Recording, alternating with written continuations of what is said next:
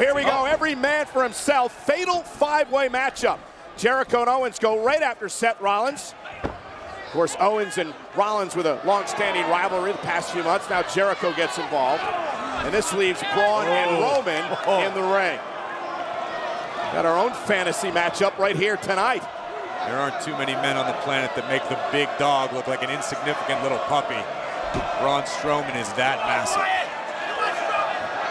Look at Owens and Jericho, who were recruiting Braun Strowman into their team earlier, and that's what he has to say about that. Didn't work earlier, guys. Why try it again? Now Rollins again going at it outside the ring. Remember, fatal five-way match. First man to gain pinfall or submission win.